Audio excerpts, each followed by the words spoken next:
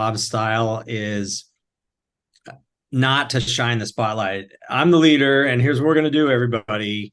It's very subtle, it's organic, it's friendly, and I keep saying, roll up your sleeves and get in the trenches with everybody and work through the problems and the issues together. I found that Bob's style is very collaborative just by nature, and that makes the team feel cohesive and feel like they're heard and feel like they're going in the same direction. My name is John Schwarz. I'm the owner and founder of JHS Consulting, and my company focuses on environmental and land use entitlements. And I spent much of my career before this at a smaller environmental consulting firm, David J. Powers and Associates, that specializes in CEQA and NEPA work for all kinds of development projects. Over the years, I've worked with numerous private companies, large engineering firms, developers, and a variety of public agencies from the local level up to state and federal agencies. And I've seen examples from stellar to terrible for project management and getting things done. And one of the main problems I've seen, especially in the development world, land development world, is that there's really a fear-based approach to a lot of the work, where development projects are very controversial usually, and they're often litigious, and there can be a real risk of doing something wrong from staff people at agencies, or the developer getting blindsided, or of the project being sued and derailed. And so this tends to lead to sort of an overall approach of working in a mode of risk avoidance. And it may not be the most effective approach at actually getting things done or doing them well. And so I've seen that over and over again.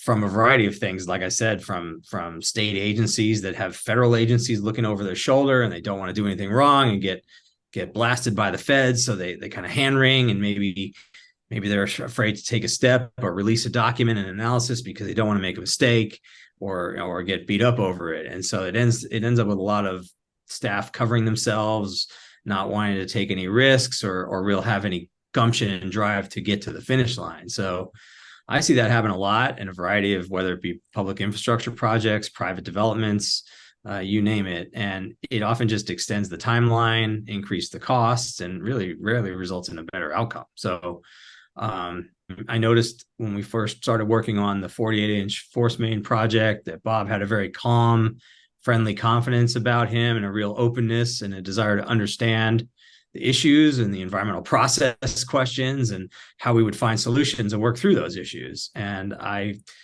found that refreshing, because oftentimes people don't want to know the details. They don't want to understand why an impact is what it is. They just want us to get it done and get over that hurdle. And I found Bob always listened to the opinions of everybody and treated the consulting team like they were experts and they were all part of the team pursuing the same goal. I think I may have joked that, I remember one of the first meetings in the field, Bob referring to me as firepower on the environmental side. And I felt like that gave me immediate credibility. I didn't know him that long, and I felt like that was empowering, and it made me want to get the right answers and do the right things and meet the project deadlines for someone like that. So I really felt it was a bonding. He's very good at bonding with people that way. Bob's style is not to shine the spotlight. I'm the leader, and here's what we're going to do, everybody. It's very subtle, it's organic, it's friendly, and I keep saying, roll up your sleeves and get in the trenches with everybody and work through the problems and the issues together. I found that Bob's style is very collaborative just by nature, and that makes the team feel cohesive and feel like they're heard and feel like they're going in the same direction.